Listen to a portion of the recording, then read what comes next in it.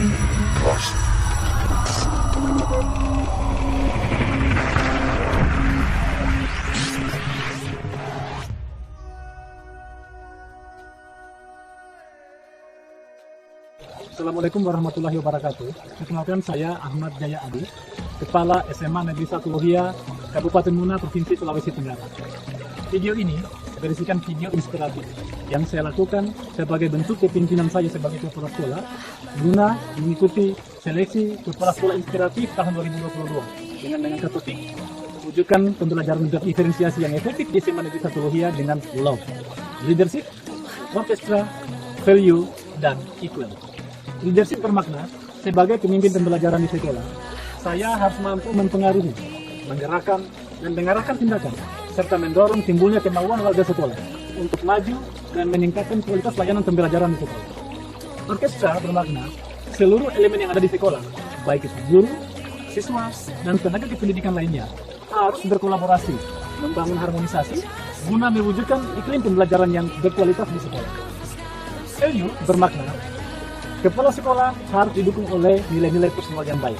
Kepala sekolah harus menjadi role model di sekolah. Dan yang terakhir, equal bermakna, kepala sekolah harus menghadirkan kesetaraan kepada seluruh warga sekolah terkait tugas dan kebijakan yang diambil dalam upaya pengembangan sekolah dan peningkatan kualitas layanan pembelajaran di sekolah. Dan dengan prinsip love ini, pengelolaan pembelajaran termasuk pembelajaran berdiferensiasi dalam kurikulum merdeka berjalan dengan baik di SMA Negeri 1 Lohia.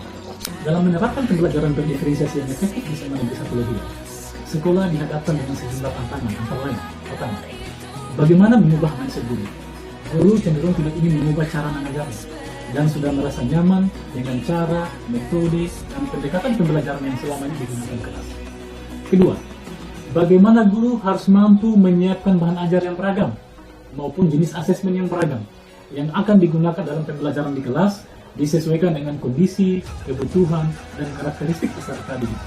Ketiga, bagaimana kesiapan peserta didik dalam mengikuti pembelajaran di kelas? Kondisi di mana selama ini peserta didik terbiasa bergantung pada informasi tunggal dan hanya bersumber dan bertumpu pada bahan ajar yang disampaikan oleh guru di kelas atau disebut dengan istilah teacher centered. Keempat, kesiapan sarana dan prasarana yang mendukung pembelajaran di sekolah dan kompetensi guru dalam mengelola pembelajaran dengan pemanfaatan TIK.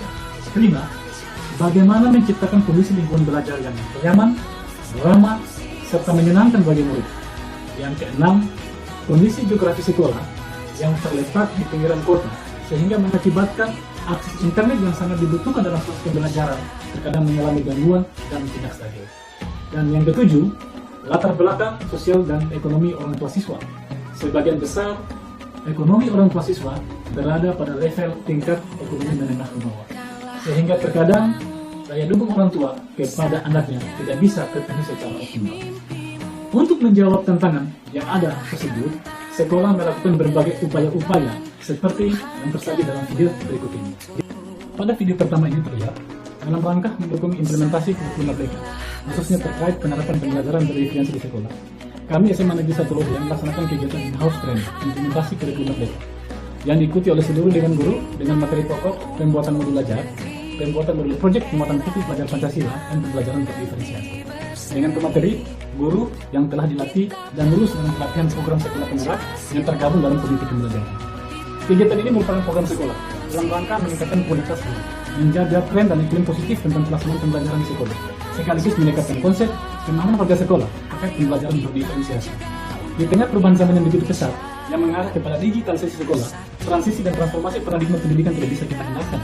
Maka oleh karena itu, guru dituntut untuk terus belajar, beradaptasi, dan mengimplementasikan segala hal baru tentang pembelajaran kepada peserta didik. Kegiatan in-house training tentunya menjadi salah satu jawaban dan cara yang dilakukan oleh SMA Negeri 1 Lohia dalam upaya meningkatkan kualitas ilmu pembelajaran di sekolah.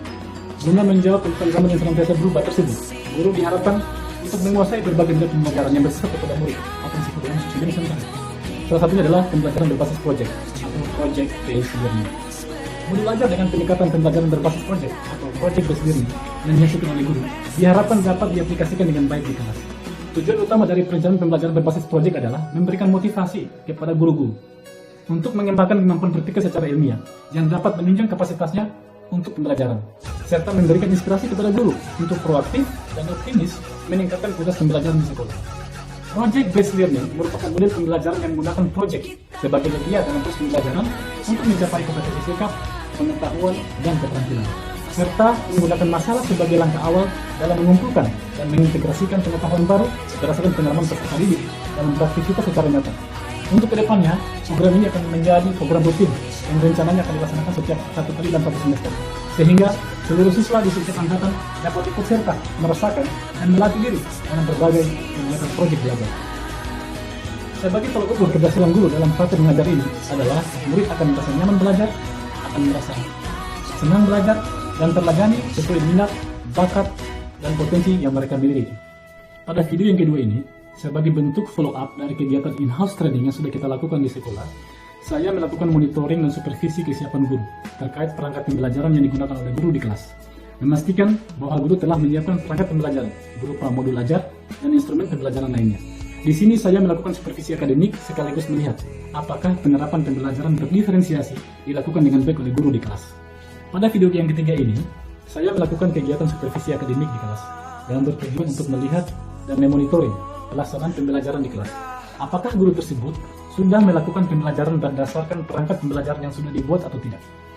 Pada kondisi ini terlihat guru mengawali kegiatan pembelajaran dengan kegiatan pendahuluan, seperti membuat kesepakatan kelas, kemudian membangun komitmen bersama yang harus dipatuhi dan dilaksanakan secara konsekuen oleh guru dan siswa. Yang selanjutnya, guru melakukan kegiatan asesmen diagnostik kognitif. Ini dilakukan untuk mendapatkan potret dan profil siswa, serta mengetahui kompetensi awal siswa dalam mengikuti materi pelajaran di kelas. Hasil asesmen diagnostik menjadikan guru sebagai bahan untuk memetakan dan menentukan model serta pendekatan pembelajaran yang tepat sesuai kebutuhan, kondisi, minat, dan karakteristik peserta didik. Di sini terlihat, guru melaksanakan pembelajaran berdiferensiasi dengan pendekatan pembelajaran berbasis project atau project based learning. Siswa dikelompokkan berdasarkan hasil asesmen diagnostik, yaitu kelompok high, average, dan large. Setiap kelompok diberi LKPD yang berisikan proyek yang harus diselesaikan oleh setiap kelompok yang disusun sesuai dengan kemampuan dan kebutuhan peserta didik. Pembelajaran berbasis proyek atau project based learning membuat siswa atau membuat suasana kelas menjadi lebih menyenangkan.